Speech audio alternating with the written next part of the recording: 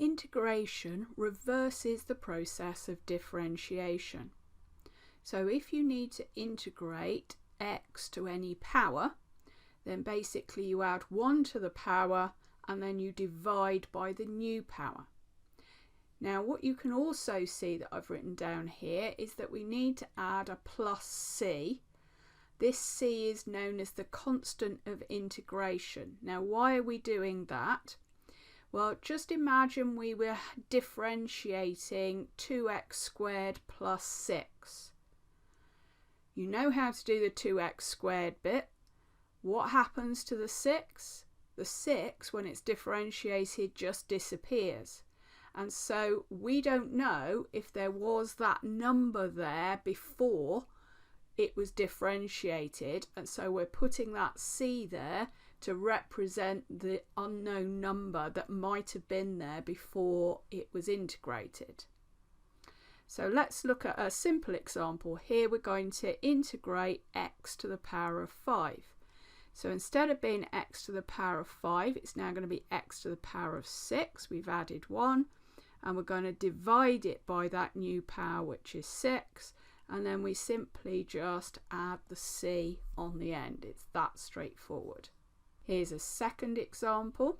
So what we're going to need to do here, like with differentiation, we need to get it so that we've got all of our terms in just indices form so that we can do the integration. So that's step 1 here. So the first term's okay, that's already in the right format. This second step will now become x to the minus a half, and the third one will be 4x to the minus 2.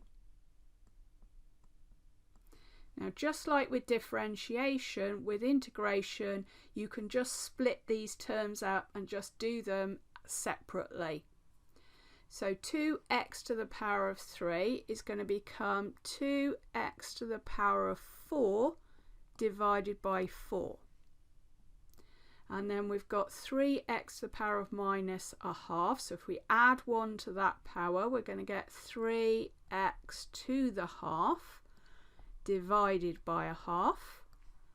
And then for the last one there, we're going to have 4x to the minus 1 by adding 1 to minus 2, and we divide by minus 1. So all we've got to do now is tidy this up a bit. So the first term is x to the 4 over 2. The second one is going to be minus 6 x to the half, or square root x, whichever form you want to put it in. And the last one is going to become minus 4. And if you want to go back to the original form, it will be 4 over x there. And of course, don't forget to add the plus c. Sometimes you're given extra information that will allow you to work out what the c, the constant of integration, is. And that's what we've got in this example here. So first of all, let's just integrate. So 3x to the power of 4 will be 3x to the power of 5 divided by 5. Minus 2x to the power of 3 divided by 3. That. And then we've got our plus c. So this equals our fx. Now what we're told is that fx goes through the point 1, 1. So in other words, when y is 1, x is 1. Or when f of 1 is 1.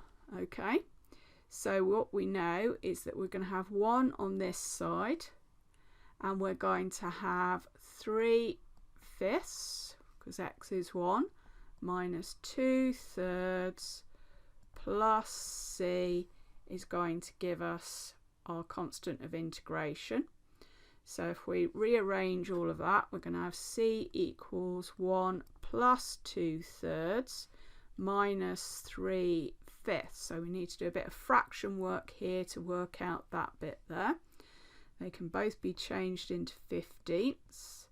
So we're going to have 10/15 minus 9/15 15ths, which is obviously just 1/15. So our C is going to be 1 and 1/15.